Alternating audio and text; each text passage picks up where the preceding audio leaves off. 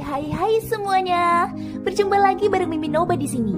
Mimin ucapkan terima kasih ya untuk para sobat Noba yang sudah memberikan support dan kesetiaannya sampai sejauh ini. Dan juga Mimin tidak akan bosan-bosan minum pil tingkat dewa agar terus gercep membawakan episode-episode berikutnya dari BTTH Keabadian Kaisar. Pokoknya jangan bosan-bosan untuk terus mengikuti kelanjutannya.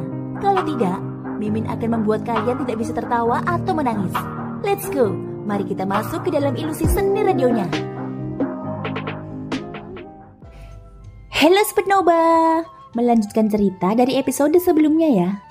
Setelah Yuyan memberitahu Xiaoyan bahwa dua raja roh yang dia bunuh sebenarnya tidak mati, berita ini sontak saja seperti sambaran petir yang sangat mengejutkan hatinya.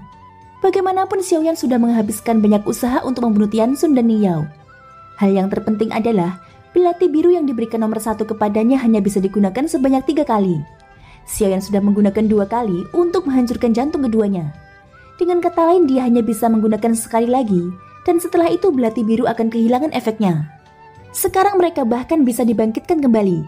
Hal itu menunjukkan bahwa di belakang istana surga manusia ada keberadaan yang sangat menakutkan.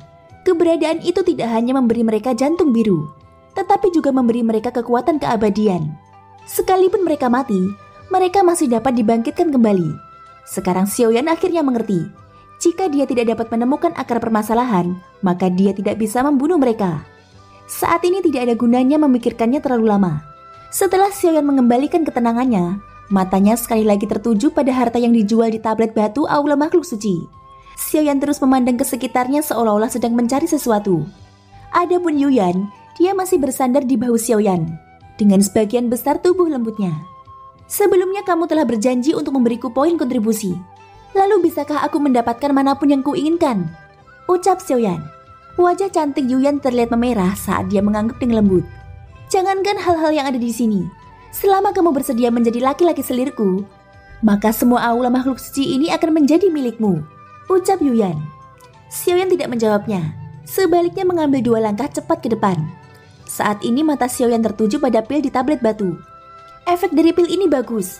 Namun poin kontribusi sebelumnya hanya cukup untuk ditukar dengan 10 buah pil keberuntungan. Beri aku 1000 pil keberuntungan dan biarkan aku mencobanya. Xiaoyan berkata dengan serius sambil menunjuk pil keberuntungan di depannya. Begitu pernyataan ini keluar, pelayan yang bertanggung jawab menjual pil keberuntungan sedikit terkejut. Tetapi melihat Yuyan yang berada di sebelah Xiaoyan, dia langsung membungkuk dengan hormat dan berkata sambil tersenyum masam. Aku minta maaf, totalnya hanya ada sekitar 100 pil keberuntungan.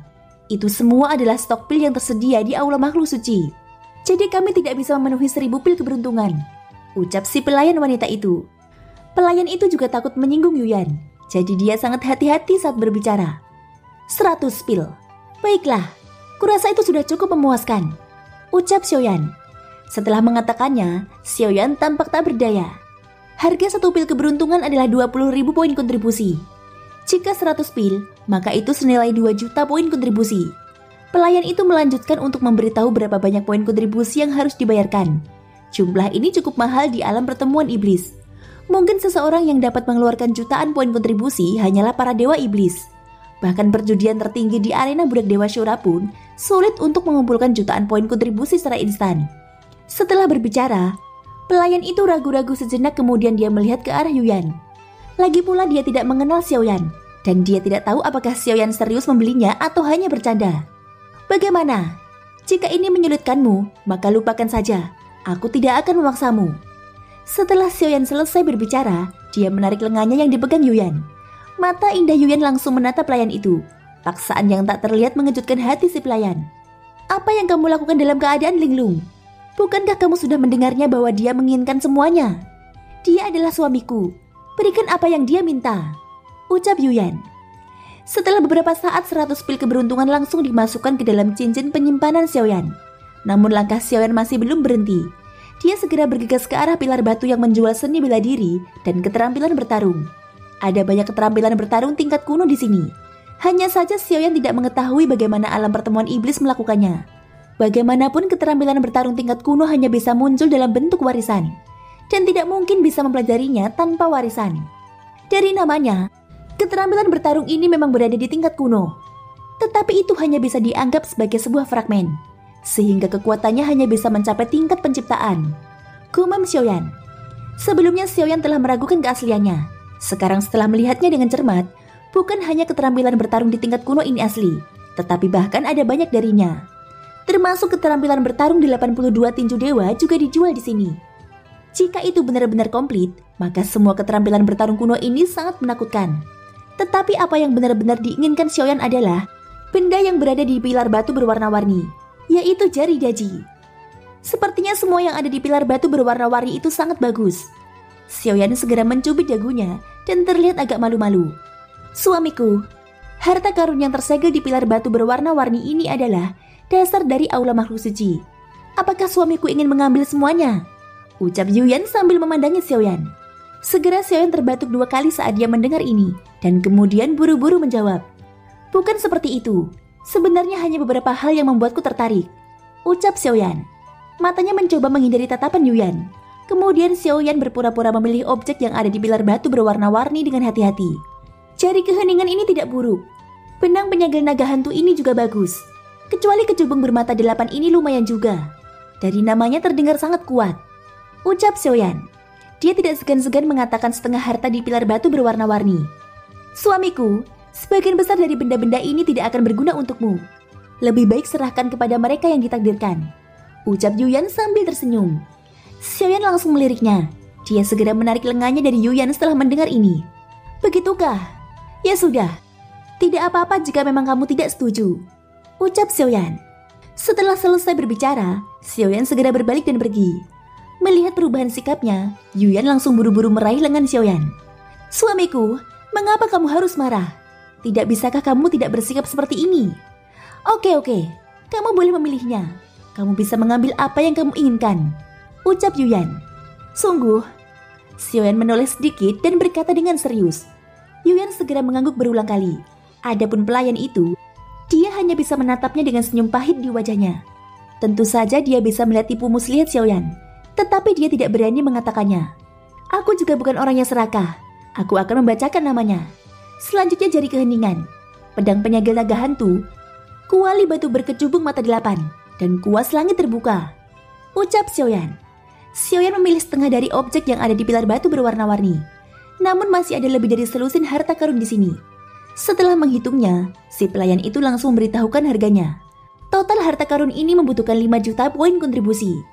Yuyan mengangguk berulang kali, kemudian menyerahkan tokennya ke pelayan itu. Saat dia mengambil tokennya, wajah si pelayan itu langsung tersenyum pahit. Nyonya Yuyan, poin kontribusimu tidak cukup. Ucap pelayan itu dengan getir. Tentu saja dengan status Yuyan, dia tidak akan berani menyinggung perasaannya sedikit pun. Hanya saja aturan di sini harus tetap dipatuhi. Rupanya itu tidak cukup. Atau suamiku bisa memilih yang lain. Yuyan berbicara sambil menepuk bahu Xiaoyan, seolah-olah sedang membujuk seorang anak kecil. Setelah mendengar ini, Xiaoyan tiba-tiba menunjukkan ekspresi tidak senang. Aku hanya menginginkan itu saja. Tidak ada lagi yang lainnya. Ucap Xiaoyan. Setelah berbicara, dia berbalik dan pergi lagi. Baiklah. Aku akan mencarikan jalan untukmu. Ucap Yuyan. Setelah itu matanya beralih ke pelayan wanita di depannya. Berikan semua yang dia inginkan. Aku akan mengirimkan poin kontribusinya nanti. Ucap Yuyan pada si pelayan. Baiklah, sesuai perintah Nyonya Yuyan. Jawab pelayan itu. Setelah sedikit ragu, pelayan itu buru-buru melaporkan ke atasannya. Suamiku, yakinlah. Karena aku berjanji padamu, aku pasti tidak akan mengingkari janjiku. Ucap Yuyan. Setelah beberapa saat, pelayan itu kembali dan memberinya sebuah cincin. Itu berisi apa yang diinginkan Xiaoyan di pilar batu berwarna-warni. Setelah mengambil cincin itu, kekuatan jiwa Xiaoyan segera memindahnya. Dan pada saat itulah Xiaoyan menunjukkan senyuman puas. Nyonya Yuyan, terima kasih atas kemurahan hatimu. Ucap Xiaoyan. Mengapa kamu masih memanggilku Nyonya? Panggil saja aku Yan Er. Pipi Yuyan memerah setelah mengatakannya. Kemudian dia bersandar di dada Xiaoyan dengan lembut. Dalam hal ini Xiaoyan tidak berniat menolak. Setelah berpikir sejenak, dia tiba-tiba teringat sesuatu. Yan Er, kamu pernah mengatakan bahwa Sisun meninggalkan avatarnya di dunia iblis kuno. Aku ingin tahu di mana avatar itu berada sekarang. Ucap Xiaoyan. Setelah Yuyan mendengar kata-kata Yan Er dari mulut Xiaoyan, seketika wajahnya tiba-tiba berseri-seri karena gembira. Kemudian dia menerkam Xiaoyan lagi, menggunakan 2 tangan putihnya untuk meremas dada Xiaoyan. Tentu saja aku ingat. Aku akan memberikan apapun yang diinginkan suamiku. ucap Yuyan. Thank you guys sudah mendengarkan ceritaku di episode kali ini sampai akhir. Ikutin terus kelanjutan episode-episode berikutnya ya. Semoga hari kalian menyenangkan. Sampai jumpa dan bye-bye.